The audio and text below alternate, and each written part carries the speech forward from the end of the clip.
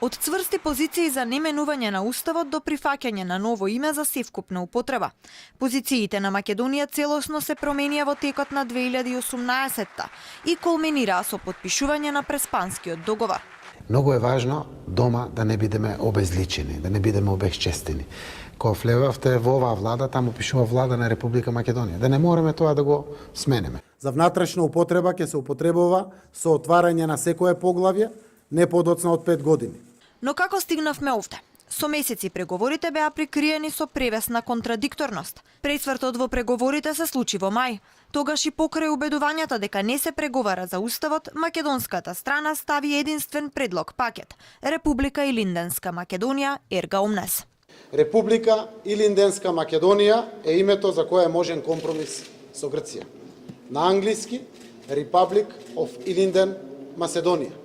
Оваа понуда за име Илинденска Македонија грчката страна ја одби со иста таква брзина со каква и се понуди, ама пакетот за ново име за севкупна употреба и промена на уставот остана. Така наречената Илинденска Македонија беше чисто еден штос, едно залажување, една маска со која де факто треба да се прифати еве, ние сме Илинденска Македонија и ќе прифатиме и промена на устав и нели така онака ерга омнес со други зборови грчката и за утредента да тоа биде само онака преодниот период. Нимиц беше исфрлена за целиот процес и тоа е наша голема грешка. Прифатиме да преговараме директно со Грција. Тоа беше она најстрашното што можеше да ни се случи, бидејќи ние со Грција никош не може да договориме за било што е во наш интерес.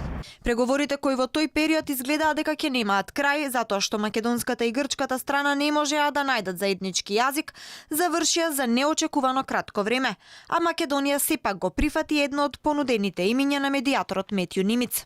Република Северна Македонија со превод на сите јазици.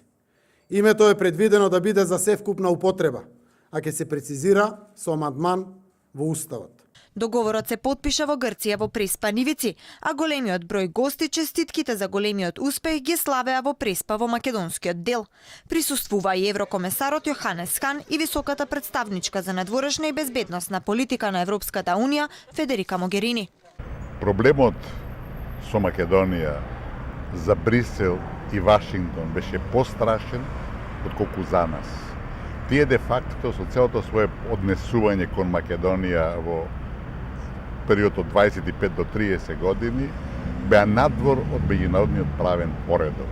На 17 јуни беше потпишана спогодбата. Од тогаш во земјата продефилираа голем број представници на меѓународната заедница, лобираа за успешен референдум.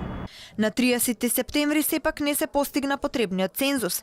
Излегоа 36,9% од граѓаните, но ова не беше пречка да се продолжи со имплементација на договореното.